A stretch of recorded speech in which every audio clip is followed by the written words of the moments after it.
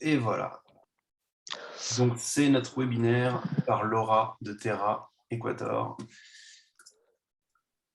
Et j'admets encore une dernière personne avant qu'on puisse démarrer. Voilà, c'est bon. Laura, c'est à toi. Parfait. Alors, ça va s'ouvrir en grand écran. Voilà, parfait. Donc je pense que Martin, je pense qu'on voit bien mon écran là? Oui, c'est bon? Parfait, super. Parfait. Et ben, bienvenue à tous, pour ce webinaire, sur l'Équateur. On va démarrer et découvrir cette, terre, de contraste. Alors, c'est parti. Donc l'Équateur qu'on appelle aussi le pays des 4 mondes, car c'est un petit pays où on a 4 grosses régions qui sont très marquées, par des univers complètement différents. Donc la première région, est la région de l'Amazonie, qui couvre une bonne partie, du pays. La deuxième région est la région des Andes, toute la cordillère des Andes du nord au sud. La troisième région, la côte pacifique et enfin, la très connue, région des îles des Galapagos. Alors sur ce webinaire aujourd'hui, on va se focaliser uniquement sur les 3 premières régions, donc Amazonie, Andes et côte pacifique. On ne parlera pas ici, des Galapagos, car nous avons fait un webinaire il y a à peu près 1 mois entièrement dédié aux Galapagos. Si vous n'étiez pas présent et si vous avez besoin du lien, n'hésitez pas à le demander, dans le chat et on vous l'enverra avec Martin. Alors, du coup, c'est parti, pour, ce petit pays. Tout d'abord par des informations pratiques sur l'Équateur qui concernent toutes les régions. Donc pour arriver en Équateur, on arrive, avec un vol international, soit à Quito, soit à Guayaquil, qui est la deuxième plus grande ville, du pays. C'est un pays toute région confondue qui se visite toute l'année, donc on n'a pas de saison extrêmement marquée qui nous oblige à mettre de côté certains mois, pour voyager. Donc c'est vraiment accessible toute l'année et pour les saisons hautes, également les saisons basses. On a 6 heures de décalage horaire avec la France en hiver et 7 heures, l'été. Il n'y a pas besoin de visa, pour les ressortissants européens pour venir en Équateur. La monnaie qui est utilisée est le dollar américain et en Équateur, on parle espagnol. Alors, c'est parti pour la première re grande région, que l'on va découvrir aujourd'hui, qui est l'Amazonie. Alors, comme vous le voyez sur la carte de gauche, donc l'Amazonie est représentée par toute cette zone en vert un peu plus foncé. Donc comme vous pouvez le voir, l'Amazonie représente une très grande partie, du pays continental. Et pour nos voyageurs, on différencie 2 types d'Amazonie, l'Amazonie proche et l'Amazonie profonde et on va le voir juste après, la différence entre ces 2 Amazonies-là. Sur la carte de droite, cette carte-là nous permet de voir en fait, que l'Amazonie en Équateur est une Amazonie qui est accessible. En haut, sur la partie violette, on a Quito, donc la capitale et sur cette première zone où il y a différents lodges, c'est ce qu'on appelle l'Amazonie proche et la deuxième zone, entourée du cercle vert est ce qu'on appelle justement l'Amazonie profonde. Alors, l'Amazonie se visite toute l'année également. On essaye d'éviter un petit peu plus les mois de mai et juin car ce sont des mois plus pluvieux en Amazonie, bien que, par exemple, cette année, la saison n'est pas aussi marquée. On a eu, certains voyageurs qui sont allés en Amazonie en mai sans avoir de pluie. Les températures sont autour de 25 à 31 degrés et c'est une région qui est humide. Il n'y a pas de vaccin obligatoire, pour l'Amazonie, bien que l'on recommande, d'avoir le vaccin de la fièvre jaune pour se rendre dans cette zone-là, mais ce n'est pas obligatoire. Et c'est clairement une destination qui est destinée, aux amoureux de la nature, mais également aux familles, bien qu'on pourrait penser que c'est pas forcément le cas. C'est une destination qui se prête très, très bien, aux familles, du fait du cadre tout à fait sécuritaire, d'être dans la nature, dans des lodges et cette destination, cette région, correspond aussi très bien aux personnes qui sont en recherche d'expériences, un peu plus hors sentier battu, de découvrir une nouvelle chose durant leur voyage.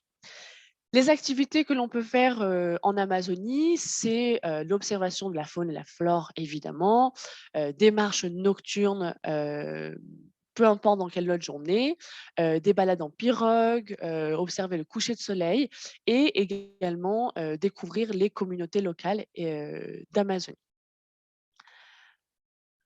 Alors, en Amazonie, on a généralement enfin, on a principalement des guides hispanophones et anglophones. Généralement, les activités se font en petits groupes d'environ 8 personnes, donc partagées avec, le reste des personnes qui sont au lodge, ce jour-là. Et il est tout à fait possible, d'avoir un guide francophone en Amazonie, mais moyennant un supplément.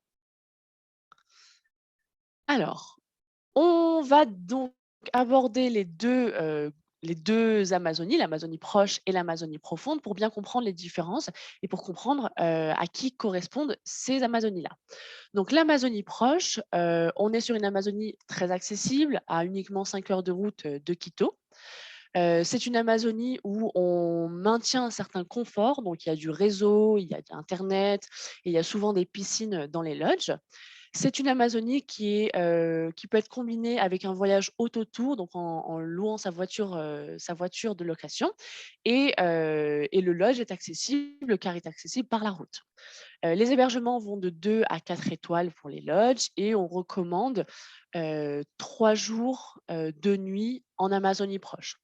Le budget est un budget en un peu moins de 200 par jour par personne et la grande différence avec l'Amazonie profonde qu'on va voir juste ensuite, c'est que cette forêt, donc l'Amazonie proche, est une forêt, moins dense, et donc du coup avec un peu moins d'animaux et ce qui en fait aussi une expérience moins intense.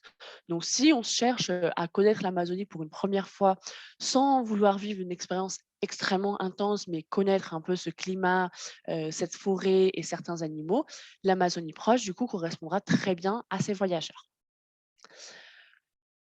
L'Amazonie profonde, donc vous allez pouvoir voir, noter les différences. Donc profonde évidemment, donc plus loin, on est à 10 heures de route de Quito ou alors à 40 minutes d'avion également depuis Quito. C'est une Amazonie où on a moins de confort, de connexion, donc il n'y a pas de réseau, il n'y a pas d'internet et les installations des lodges sont principalement faits avec des matériaux locaux. Il n'y a pas de possibilité de combiner l'Amazonie profonde avec un voyage, autotour, avec une voiture de location car c'est beaucoup d'heures de route et une route, qui est difficile. Et au niveau des lodges, on est sur des hébergements, 3 à 4 étoiles, jusqu'à 4 étoiles plus. Au niveau de la durée, on recommande clairement 4 jours, 3 nuits. Moins, c'est vraiment pas possible, on n'en profite pas, en Amazonie profonde, mais on peut facilement aller jusqu'à, 5 jours, 4 nuits si besoin. Au niveau du budget, on est à un budget différent en fonction du parc que l'on choisit, environ 130 par jour par personne pour l'un des 2 parcs d'Amazonie profonde, le Cuyabeno, et environ 250 par jour par personne pour le parc Yasuni, qui est le deuxième parc d'Amazonie profonde.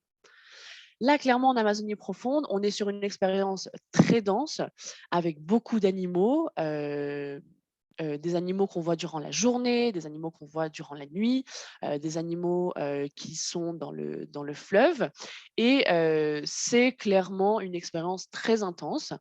Malgré l'intensité de l'expérience, c'est une Amazonie qui correspond aussi très bien aux familles car on ne s'ennuie pas, on voit tout le temps des animaux, on est entouré d'une nature, très riche. Hem et du coup, pour des personnes qui recherchent une expérience, complète, c'est l'Amazonie que l'on recommande. Alors voilà pour l'Amazonie et là je vous montre quelques photos, des animaux que l'on peut voir en Amazonie. Certaines de ces photos sont nos photos, personnelles. D'ailleurs l'Amazonie est assez connue pour, ses dauphins roses que l'on voit dans un des parcs, d'Amazonie profonde. Et en haut, vous avez la photo d'un de nos lodges, préférés en Amazonie, profonde. À savoir aussi que, de nombreux lodges en Amazonie, profonde sont des lodges qui sont gérés par les communautés locales elles-mêmes. Donc tous les fonds, tous les bénéfices qu'ils font reviennent à la communauté et ils ont vraiment une gestion du lodge de manière communautaire et partagée avec le reste des personnes de la communauté. Donc voilà pour l'Amazonie, et on va passer à la deuxième grande région qui est la région des Andes, comme on peut voir sur cette carte, donc qui va du nord, frontière avec la Colombie, jusqu'au sud, frontière avec le Pérou. Les Andes, forment vraiment une avenue qu'on va voir juste après. Et donc, c'est la continuité de la cordillère des Andes en Colombie et la suite au Pérou. Alors, des informations générales sur les Andes concernant toutes les Andes. C'est une région que l'on visite toute l'année. Il n'y a pas de saison particulière dans les Andes. Ce qu'il y a dans les Andes, c'est beaucoup de microclimats. Il peut faire très beau, grand soleil à un endroit et à 50 km, grosse pluie, etc. Donc c'est une région qui se visite toute l'année sans aucun problème. Donc qui nous permet en fait d'avoir un grand terrain de jeu toute l'année. Au niveau du budget, sur une formule confortable, on est sur 220 $ par jour par personne en moyenne.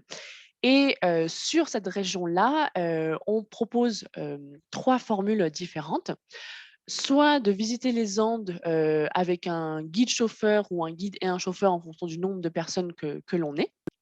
Donc là, on a un guide qui part avec nous sur les différents jours que l'on va passer dans les Andes et avec le véhicule. Donc, on n'a pas à conduire non plus. Et c'est un même véhicule pour toute la partie des Andes. Donc, entre guillemets, en fait, on s'installe un petit peu avec notre guide, avec notre véhicule. Et c'est ce qui permet de donner un certain confort et une certaine flexibilité au cours du voyage. La deuxième formule, c'est une formule uniquement avec un chauffeur hispanophone.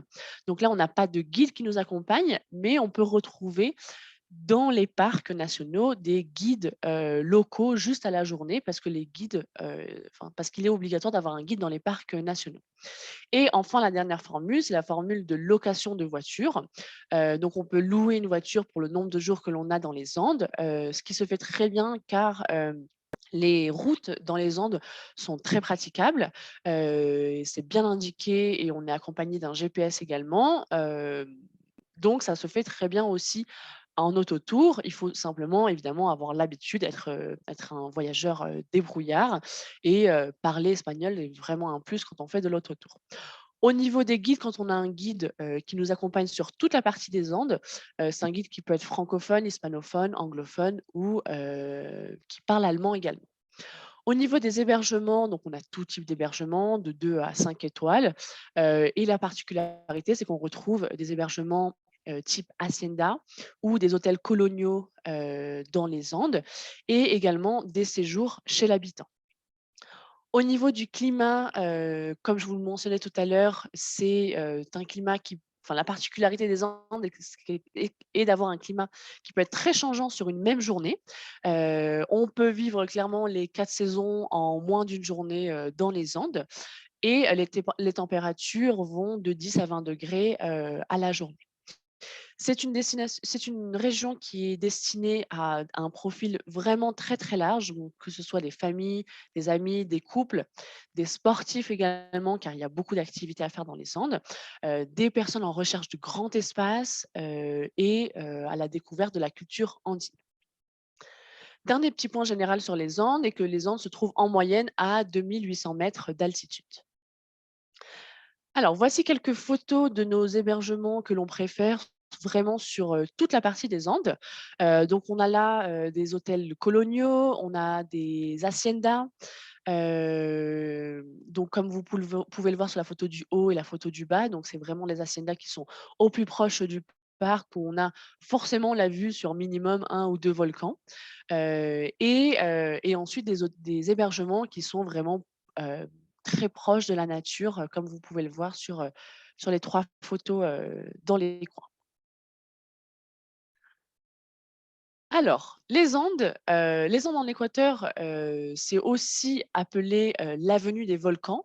Alors, je vous ai mis cette carte justement pour vous vous rendiez compte pourquoi on l'appelle comme ça. Donc ça, c'est la cette carte sur la droite, c'est la carte, des Andes et toutes les petits sommets que vous voyez en orange, ce sont des volcans. L'Équateur a a environ 100 volcans, sur son pays, dont 22 qui sont actifs et l'Équateur est un petit pays, donc ça fait vraiment un nombre de volcans très, très dense sur une petite zone et l'avenue des volcans, car ça marque en fait une avenue.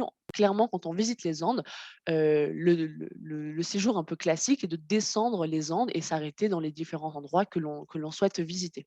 Quand on est sur cette grande avenue, donc sur la Panaméricaine, clairement, on a tout le temps vu sur minimum deux, trois volcans sur le parcours et durant les routes. Alors, l'avenue des volcans, nous permet de faire différentes activités. Tout d'abord, profiter des grands paysages et de randonner, de marcher, en fait, dans ces grands paysages, dans ces parcs nationaux. Et ce sont des randonnées qui sont vraiment pour tout niveau. Parfois, il suffit de pas marcher, beaucoup pour déjà avoir un paysage impressionnant, s'approcher du volcan, presque toucher, la neige, le glacier, pour tout niveau. L'autre grande activité dans les Andes, c'est tout ce qui est lié au trek et aux ascensions, donc de différents niveaux, faciles, modérés ou difficiles. Donc là, un profil un peu plus, sportif, aventurier, sans forcément être professionnel. Et les Andes aussi offrent, des lagunes, des thermes, des cascades, comme vous pouvez le voir sur ces 2 photos, qui sont des régions dans les Andes, mais comme on peut voir, qui semblent être très différentes. Et l'avenue des volcans, c'est aussi et surtout de grands espaces et des parcs nationaux, avec très, très, très peu de monde, donc on se sent vraiment privilégié, dans ce genre d'activité. Et ce sont des excursions qu'on peut faire, soit à la demi-journée, soit à la journée complète, soit de plusieurs jours et tout en descendant l'avenue, des Andes, du nord au sud ou en faisant une boucle et en retournant, vers Quito. Quelques photos de nos jolies montagnes, de nos sommets enneigés, des lagunes. Les photos que vous voyez sont parmi ces photos-là, il y a de nombreuses photos qui sont les nôtres. Surtout pour vous montrer que ce sont des paysages qu'on peut, voir assez facilement, sans non plus avoir à faire, de grandes randonnées si on n'est pas, un grand sportif. Alors, l'avenue des Andes, on a vu donc la partie volcan, grands espaces, nature, mais les Andes, c'est aussi beaucoup d'aventures et nous permet de proposer différentes activités. Donc là, on parle à un profil qui est un peu plus sportif, aventurier, mais aussi famille, et toutes ces activités-là, ce sont des activités que l'on retrouve à différents endroits, à différents points des Andes. Donc tyrolienne, canyoning, on a aussi du tubing, du rafting, des randonnées à cheval et des randonnées en VTT dans les parcs nationaux et ces activités-là, correspondent aussi très bien donc à un public, famille, et ce qui permet d'avoir un voyage qui est très varié, donc pas seulement faire de la marche et pas seulement voir des paysages, mais aussi avoir des activités un peu plus dynamiques. Les Andes, c'est également, l'observation d'oiseaux. Alors, on a peut-être moins en tête, cette partie-là quand on pense aux Andes, car ça nous fait directement penser à la montagne, à la haute montagne. Mais l'Équateur est aussi très connu, pour, ses oiseaux et l'observation de ces oiseaux. C'est clairement un pays avec une des biodiversités les plus riches au monde, grâce à sa région dans les Andes, heu, très orientée oiseaux, mais également à l'Amazonie, évidemment. On compte énormément d'oiseaux au kilomètre carré, en Équateur et on recense, plus de 1 600 espèces d'oiseaux et de nombreuses espèces de colibris. Et justement, il y a une région, en Équateur où on peut, voir tous ces oiseaux-là qui s'appelle la région de Mindo. Donc c'est une région qui est aussi appelée la forêt de nuages, car le climat fait que cette région est souvent entourée, de nuages. C'est une région qui est à seulement 2 heures, de Quito et qui se destine très bien aux passionnés d'oiseaux mais également aux familles, car clairement de voir autant d'animaux, plaît très souvent aux enfants, mais c'est très bien destiné également aux amoureux de la nature et évidemment aux professionnels de photographie ou d'observation d'oiseaux. Pour cette région-là, comme pour l'Amazonie, on propose un service de location de paires de jumelles, si besoin, ce qui permet vraiment d'avoir une expérience, plus riche, quand on va observer des oiseaux qui se trouvent généralement, enfin qui se trouvent parfois assez loin. Et on est évidemment accompagné d'un guide naturaliste qui est expert, des oiseaux. Et c'est une région dans laquelle on ne pense pas forcément quand on pense aux Andes, mais qui plaît vraiment énormément et qui marque une différence, qui fait un certain contraste, avec la montagne, la haute montagne, en Équateur. Et c'est une région, accessible à tous, vraiment tout type de profil. Alors là, je vous mets quelques photos, d'oiseaux et ce sont toutes, nos photos, que l'on en a pris personnellement, notamment pour vous montrer qu'en fait, on arrive à voir ces oiseaux-là, assez facilement, sans avoir, d'énormes appareils photo, ce qui permet aussi de vous montrer, bah, que c'est une destination qui peut être facilement destinée aux familles, vu que, on arrive à voir les animaux, les oiseaux de près. Alors, je passe, à la slide suivante. Les Andes, c'est aussi, des villes coloniales, et notamment 2 grandes, villes, que l'on aime visiter en Équateur, qui est Quito, la capitale, et Cuenca. Et on va dire que ces 2 villes-là sont plus ou moins les points les plus extrêmes sur l'avenue des Andes. C'est-à-dire qu'on est presque au plus haut à Quito quand on visite l'avenue des Andes et on est au plus bas, à Cuenca quand on visite, les Andes, l'avenue des Andes. Donc ce sont des villes qui sont connues et reconnues, pour leur centre historique, inscrit au patrimoine de l'UNESCO. Dans ces villes-là, il y a différentes activités culturelles avec de nombreux musées, des églises très connues en Équateur et également des monuments historiques. Et l'avantage de ces villes-là, c'est qu'on reste tout de même très proche, de la nature et donc du coup, le reste du pays et le reste des activités assez accessibles. On a par exemple, à Quito un téléphérique qui mène, sur un point de vue qui nous permet d'avoir une vue absolument incroyable sur toute la capitale. Sur les 2 villes, on a différents points de vue également dans les centres historiques, des miradors par exemple qui nous permet d'avoir des jolies vues et une des activités un peu plus particulières à Cuenca, est la fabrique de chapeaux de Panama, originaire d'Équateur, qui a rendu cette ville aussi, assez connue mondialement. Les Andes, c'est également des marchés locaux, évidemment. Alors, on a différents marchés locaux sur différents points, de l'avenue des Andes, et ce sont des marchés qui sont à la fois, des marchés, d'artisanat, comme vous pouvez le voir sur la photo du haut, ou alors, des marchés, locaux où, les locaux autour des villages, viennent faire leurs courses, donc à ces marchés-là. Ou alors, comme vous pouvez le voir sur la photo du bas, des marchés aux animaux qui est là assez particulier, aux Andes, aux communautés des Andes et donc avec ces marchés-là qu'on retrouve sur, différentes parties des Andes et qui se trouvent, qui existent à des jours spécifiques, dans les Andes, ces marchés-là nous permettent encore une fois de compléter l'expérience et d'avoir une expérience plus immersive et plus authentique, car on est vraiment immergé dans ces marchés-là et parfois, enfin pour certains de des marchés, ce sont des marchés où on ne voit pas beaucoup de touristes.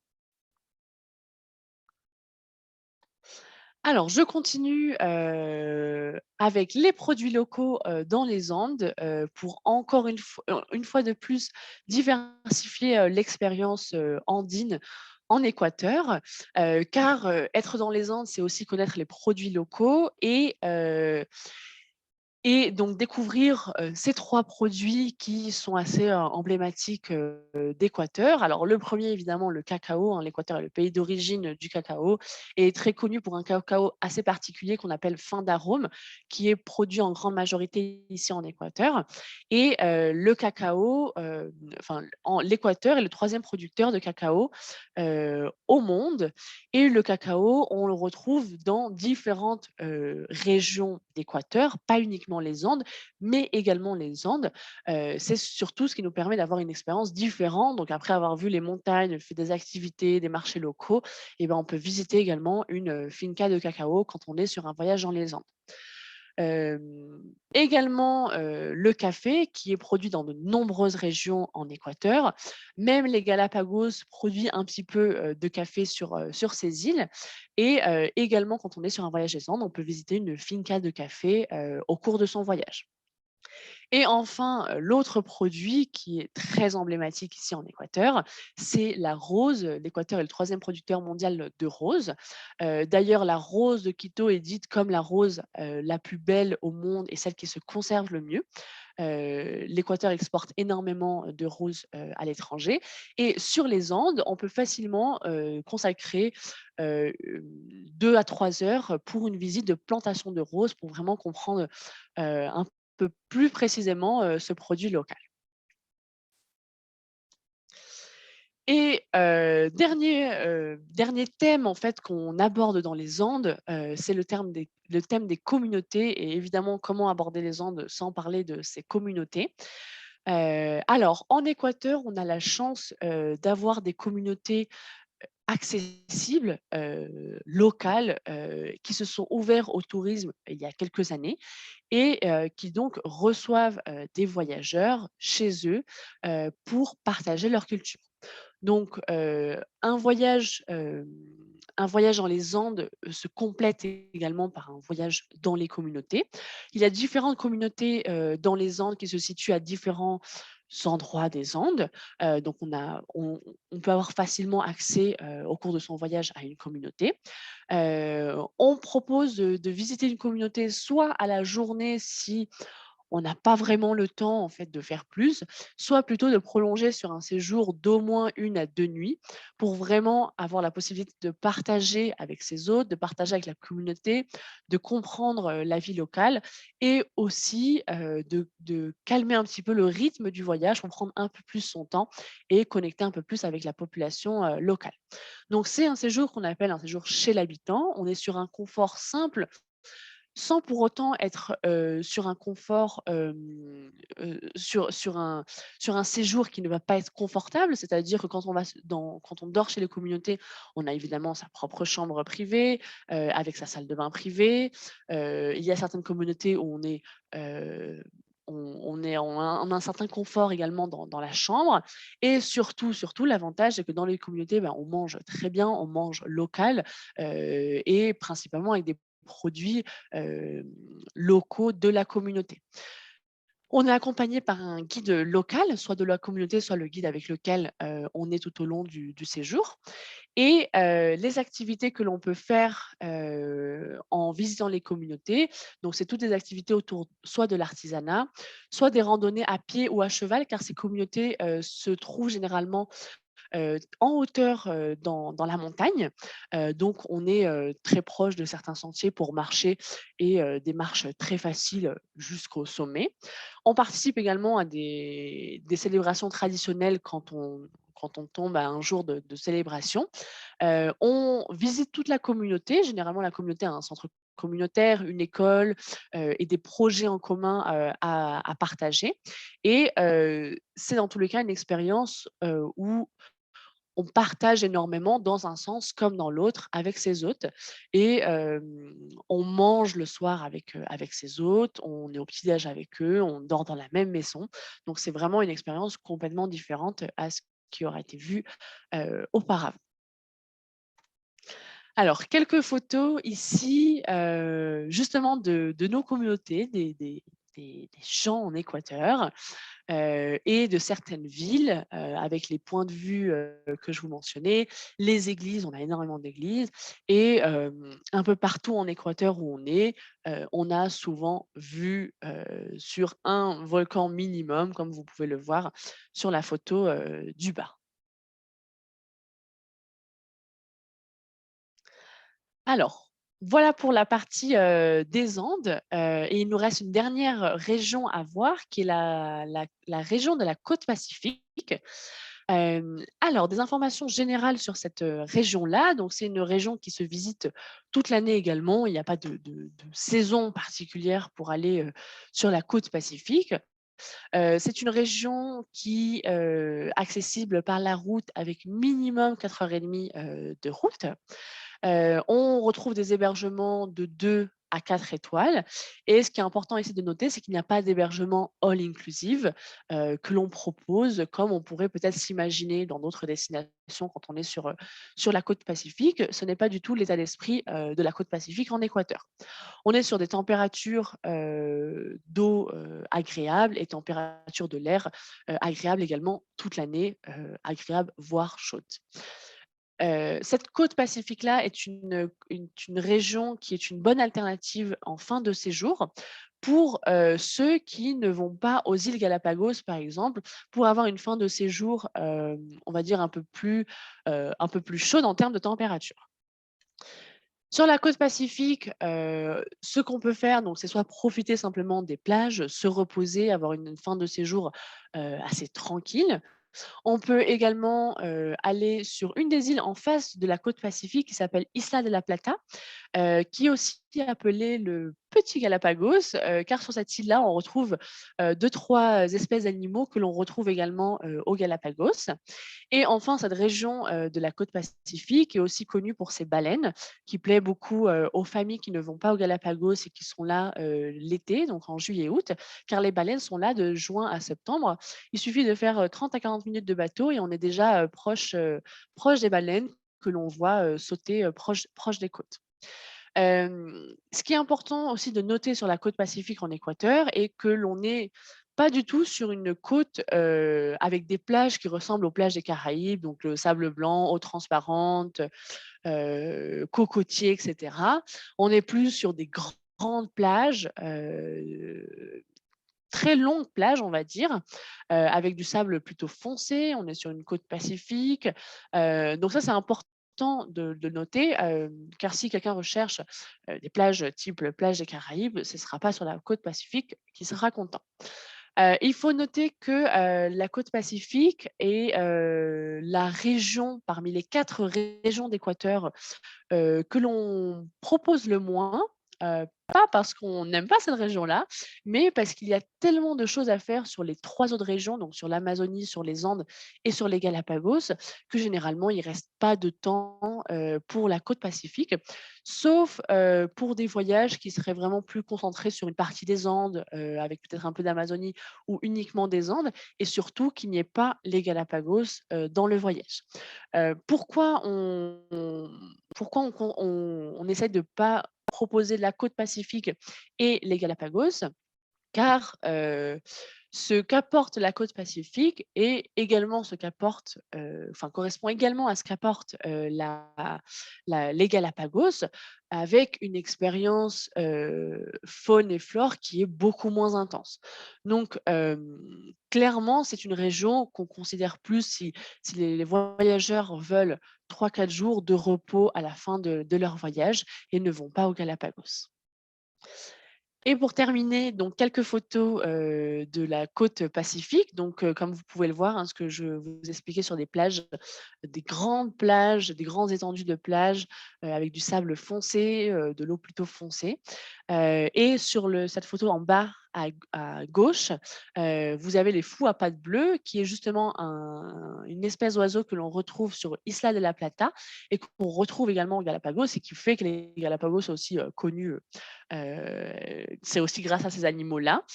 Donc ce sont une espèce que l'on retrouve à Isla de la Plata. C'est pour ça qu'on l'appelle Isla de la Plata, euh, le petit Galapagos. Et voilà, c'était la slide de la fin avec les photos de fin pour cette présentation globale sur l'équateur, et je vous ai mentionné à la fin, plusieurs fois les Galapagos. Comme je vous le disais au début, on a fait un webinaire vraiment exclusivement sur cette région-là qui mérite, une formation, bien plus détaillée. Les Galapagos, c'est la région qui, attire le plus, en Équateur, quand on veut faire un voyage en Équateur, et si vous avez besoin du lien, n'hésitez pas, à nous le demander. Merci Laura, c'était top pour ta présentation. Et on a une première question que nous a posée Julien concernant les e-bikes dans les Andes. Est-ce qu'ils sont disponibles? Alors, est-ce que tu peux j'ai pas je pense que ça a coupé. Est-ce que tu peux Alors, répéter? c'est Julien qui nous demandait s'il y avait des e-bikes dans les Andes. Alors, dans les Andes, non. En fait, enfin, dans les Andes et les parcs nationaux, donc dans là où il y a les volcans, les sentiers tout-terrain, on est plutôt sur du VTT. Donc là, on est plutôt sur un profil plus aventurier, qui a un certain niveau également, physique, correct, parce qu'on est sur des activités, en altitude et en plus de ça sportives. Au niveau des e-bikes, le seul endroit où on peut le proposer, c'est à Quito, pour visiter, Quito.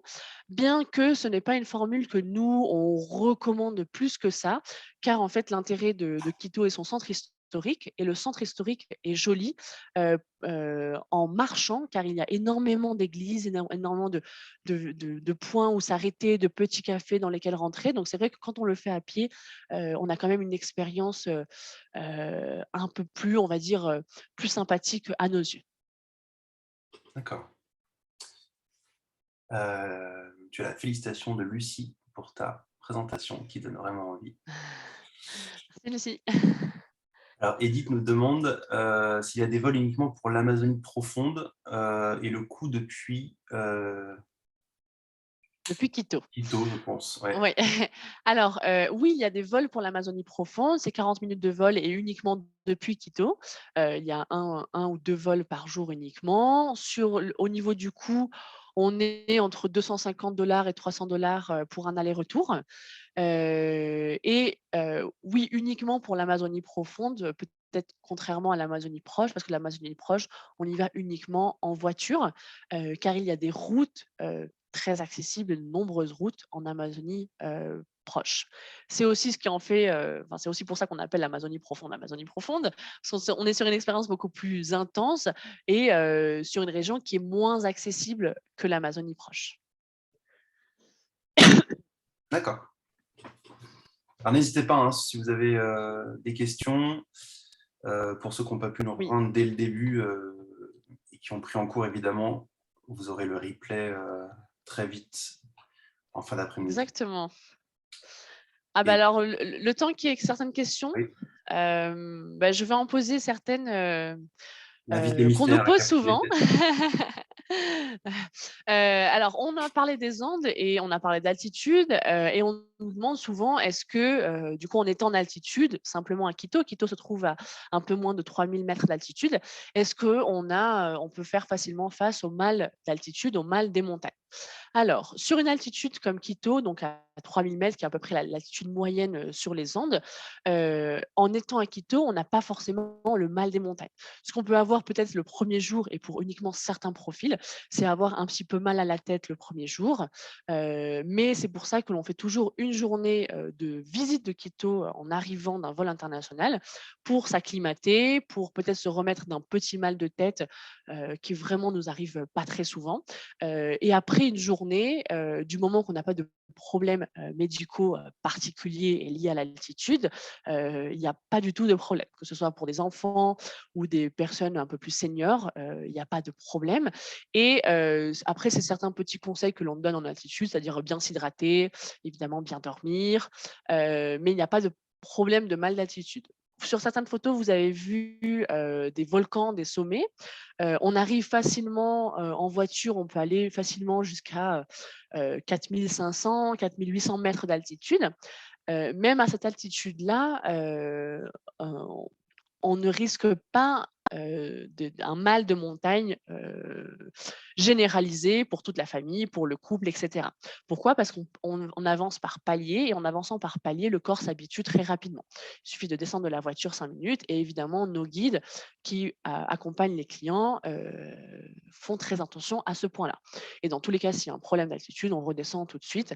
Mais même pour des enfants, donc peut-être pas des enfants en bas âge, mais des enfants à partir de 8 ans et plus, ce n'est pas une problématique en fait. Voilà, voilà. C'est une question qu'on retrouve assez régulièrement. Du coup, pas forcément avoir peur de l'altitude dans les Andes. D'accord. Tu as une autre série de questions peut-être récurrentes? Alors peut-être un point qu'on n'a pas abordé, enfin peut-être clairement là dans la présentation, c'est combien de temps passer dans les Andes? Parce qu'on a vu la durée, pour l'Amazonie, on a dit que c'est environ 4 jours, 3 nuits. Sur le webinaire, des Galapagos, on a également parlé de la durée. On conseille environ une durée de 6 jours et ça peut aller à plus en fonction de son amour pour les Galapagos. Les Andes, au contraire, c'est une région qui est, tout à fait adaptable. Donc, on peut simplement y passer une journée pour visiter Quito et après partir sur un très long voyage aux Galapagos, comme on peut faire très facilement 20 jours complets uniquement dans les Andes, donc sans Galapagos, sans Amazonie. Donc c'est une durée qui varie vraiment. Généralement, dans les Andes, on passe entre 7 et 9-10 jours en fonction du nombre de jours total que l'on a pour le voyage. Ok.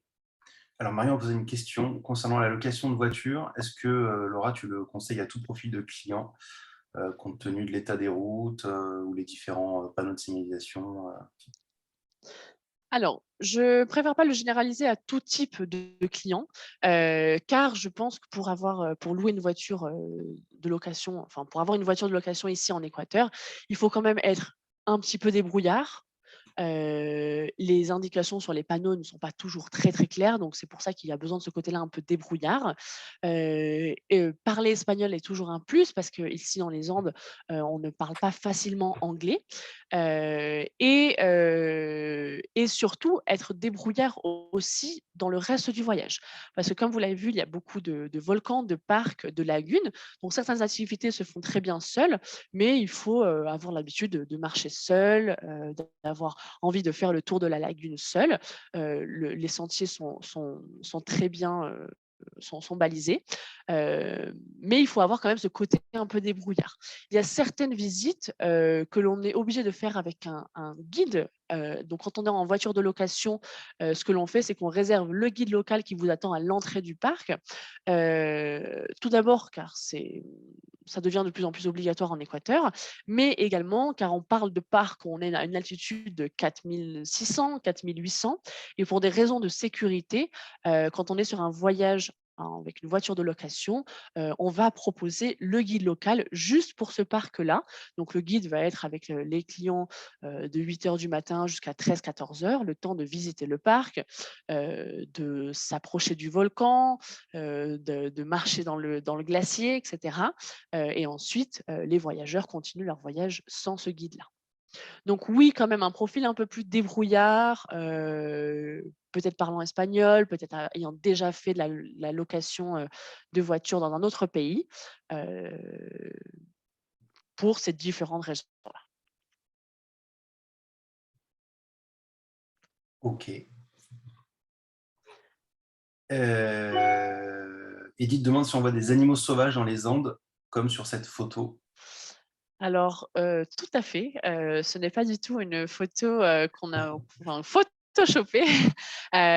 Donc ça, c'est sur cette photo-là, justement, ce sont des vicuñas, on va dire la famille, des lamas, ces vicuñas, vous les retrouvez dans différents parcs en Équateur et principalement dans le parc du Chimborazo. Le Chimborazo est le volcan le plus haut d'Équateur, d'ailleurs est très connu, pour être le point le plus proche du Soleil et le plus éloigné du centre de la Terre. Ce n'est pas forcément le sommet le plus haut au monde, mais on a cette particularité-là, parce qu'on se situe sur la ligne de l'équateur. Donc, avec l'altitude de ce volcan-là, on est au plus proche du Soleil et au plus éloigné du centre de la Terre. Et en allant à l'entrée de ce parc-là, donc pour poser la voiture et commencer à marcher, on voit des vicuñas tout au long de la route. Il y a d'autres parcs où on voit facilement des condors ou des renards. Après, les autres animaux, on peut les voir également, c'est un peu plus rare. L'Équateur est aussi connu, par exemple, pour son ours à lunettes et d'autres animaux type des cerfs, on va dire, qu'on peut voir dans les parcs. Et là, c'est vraiment avec la chance que l'on a au cours de son voyage. Mais en tout cas, celles que vous voyez sur cette photo-là, oui, c'est facile de les voir. Ça donne envie d'aller les caresser. Tu peux redonner le nom de cet animal? Vicuña, Vicuña, ok. voilà. Je ne connaissais pas. Alors peut-être une autre question, qu'on nous demande aussi: est-ce qu'il faut être en grande forme physique dans les Andes? Parce qu'évidemment, on parle de montagne, d'altitude, de marche, de randonnée. Alors il n'y a pas besoin d'avoir une condition physique particulière, pour venir dans les Andes. Du moment qu'il n'y a pas de contre-indication de la part de son médecin par rapport à une altitude de 3 500 mètres, tout ce que vous voyez, toutes les photos que je vous ai montrées, c'est clairement des paysages que l'on peut voir, sans avoir à marcher et être un grand sportif. Souvent, ces lagunes-là se trouvent à 15 minutes à pied du véhicule. Sur toute l'avenue des Andes, on voit tous ces volcans-là. En voiture, on s'approche très vite des sommets. Donc, il n'y a vraiment pas de conditions particulières à avoir pour un voyage dans les Andes. Bien au contraire, j'ai envie de dire, on a souvent des voyageurs qui n'ont pas une condition de physique particulière et qui profitent énormément, qui nous envoient des photos absolument splendides des sommets, des parcs, etc. Donc, absolument pas. Et l'avantage, par exemple, de la formule d'avoir son guide chauffeur, qui est soit la même personne si on est moins de 3 personnes, soit qui sont 2 personnes différentes, et que l'on a énormément de flexibilité. C'est-à-dire qu'ensemble, on va créer l'itinéraire pour nos clients en commun. Une fois sur place avec le guide, les voyageurs peuvent s'arrêter là où ils veulent, quand ils le veulent, passer plus de temps à tel endroit, faire un petit détour s'ils ont vu quelque chose qu'ils ont envie de voir, ou si ce jour-là, il y a un temps magnifique, il n'y a vraiment aucun problème. Donc évidemment, on trace un itinéraire, mais après sur place, cette formule-là donne une grande flexibilité et c'est ce qui est justement assez apprécié dans les voyages que l'on propose.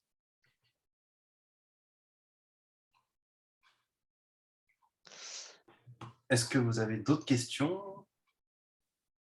Peut-être. Peut-être que Laura en a d'autres. En a Bah, d'autres en c'est plus réserve. d'abord pour voir est-ce que notre audience a d'autres questions? D'accord. Peut-être une question aussi qu'on nous pose, parce qu'on en a parlé pour les Galapagos, c'est combien de temps à l'avance réserver un voyage dans les Andes? Donc on n'est pas aussi, on va dire, pressé que pour les Galapagos. On peut facilement réserver son voyage en toute dernière minute, dans les Andes sans aucun problème. Évidemment, comme partout, le plus on anticipe, le mieux c'est. Mais disons que si on réserve entre 3-4 mois avant son arrivée, généralement, on arrive à réserver tous les services. Il faut évidemment faire attention à la saison haute, de juillet-août, car on peut manquer de guides, on peut manquer d'hébergements, notamment des petits hébergements avec peu de chambres, car c'est une saison qui est très demandée. Raphaël nous demande l'intérêt de passer par Guayaquil. Alors, Guayaquil, donc la très grande ville, la première grande ville d'Équateur. Guayaquil a clairement en fait un intérêt logistique. C'est-à-dire que quand on descend toute l'avenue des Andes, euh, quand on dépasse un certain endroit de l'avenue des Andes, on est plus proche de Guayaquil que de Quito. Et généralement, après un voyage dans les Andes, ce qui vient, c'est soit un vol international pour rentrer en Europe ou ailleurs, soit un vol pour aller aux Galapagos. Donc en fait, clairement, on utilise Guayaquil comme un point logistique. On arrive généralement en fin de journée et on repart directement le lendemain avec un vol international ou un vol pour les Galapagos en fonction du temps qu'on a. Ça n'a pas un intérêt plus que ça pour les voyageurs, c'est-à-dire passer plus de temps. Il y a tellement d'autres choses à voir plus impressionnantes en Équateur, et Guayaquil reste tout de même une ville. euh, Bien que si on a un vol à 18 heures, faire un city tour d'une demi-journée se fait très bien et complète très bien la matinée. D'accord. Alors, la distance et le temps de route entre Quito et Cuenca, et quel est le temps nécessaire pour faire une visite sympa dans les Andes? Alors, entre Quito et Cuenca, qui sont du coup presque les points les plus opposés et intéressants enfin, entre ces deux points, c'est là la partie intéressante pour nos voyageurs. Sur un trajet sans stop, on est entre 10 et 12 heures de route. Mais du coup, quand on voyage, ce que l'on fait, c'est que on fait entre 2 heures et maximum 4 heures de route par jour. Mais évidemment, quand on visite, on n'est pas uniquement sur la panaméricaine. Donc, sur 3 heures de route sur une journée, on fait peut-être 1 heure et demie sur la panaméricaine. Et ensuite, on dévie de la panaméricaine pour rentrer justement jusqu'au parc, etc.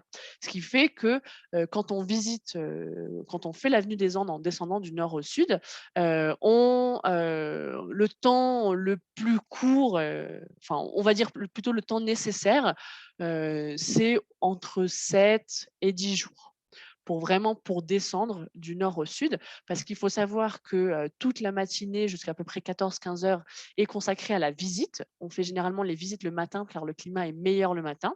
Et à partir de 14-15 heures, c'est là qu'on prend la route pour avancer dans les Andes, aller un peu plus au sud et retrouver un nouvel hébergement pour se réveiller le lendemain matin dans un nouvel endroit et faire un nouveau parc, une nouvelle lagune, une nouvelle marche, une nouvelle cascade. Hmm. Et Sayen nous demande si c'est toujours le cas que des voitures polluent l'atmosphère sur la route des Andes, comme s'en sont pleins certains clients. Alors, on n'a jamais entendu ces plaintes au sein de Terra Ecuador, bien qu'on est bien conscient que une voiture pollue, c'est sûr. Mais on n'est pas du tout sur un pays en fait où il y a un tourisme de masse, où il y a énormément de monde dans les parcs. Donc, on n'a pas du tout cette impression-là. D'ailleurs, au contraire, l'impression que l'on a dans les Andes, c'est un peu d'avoir un parc presque privé en fait. Parce qu'on ne croise pas beaucoup d'autres voyageurs dans les parcs, et les parcs sont extrêmement grands et il y a énormément de parcs dans les Andes. Donc c'est vrai que nous, c'est pas quelque chose qu'on a entendu et donc pas forcément le cas, bien que évidemment une voiture pollue, ça c'est sûr. Hmm.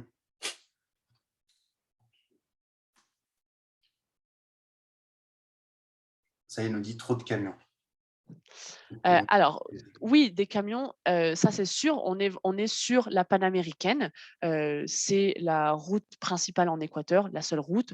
On n'a pas d'autres moyens de transport pour des marchandises, type des transports en train, etc. Donc, évidemment, c'est une route qui est empruntée tout le temps. Mais au cours de nos voyages, le temps qu'on passe sur la panaméricaine sur une journée est assez court. On y passe entre 1 heure et 2 heures. Pourquoi? Parce qu'on dévie à chaque fois sur l'est ou sur l'ouest de la panaméricaine. Donc c'est pour ça qu'on n'a pas eu ce genre de commentaires. Après, c'est sûr, c'est une route qui est empruntée. C'est la seule route du pays, mais c'est une route qui est assez confortable. On n'a pas de plainte particulière, peut-être à l'entrée de Quito, car il y a un peu d'embouteillage. Mais clairement, c'est une avenue où il y a entre 2 et 4 voies en fonction des endroits, sur chaque côté. Donc, on a vraiment des moments de la panaméricaine qui est assez large, et du coup, c'est peut-être pour ça qu'on n'a pas forcément cette impression, parce qu'il y a vraiment un côté pour les camions et un côté pour les voitures. Mais en tout cas, ce qui est sûr, c'est qu'il y a des camions parce que c'est le seul moyen de transporter les marchandises dans le pays. Et d'un pays à l'autre, d'ailleurs. Ok. Est-ce que tu veux rajouter de nouvelles précisions sur les points Euh, fréquentes? Non, peut-être un dernier point, parce que la question n'a pas été évoquée par rapport, au covid, hein, qui continue à être un petit peu d'actualité quand même au niveau des restrictions pour rentrer dans un pays ou non. Clairement, l'Équateur, c'est uniquement avec, le pass vaccinal, minimum 2 doses et si on n'a pas été vacciné, avec un test PCR de moins de 72 heures, qui est négatif. Donc c'est assez simple. Disons que c'est le même processus qu'avant, que simplement maintenant, il faut montrer son pass vaccinal ou son test PCR. Rien de plus.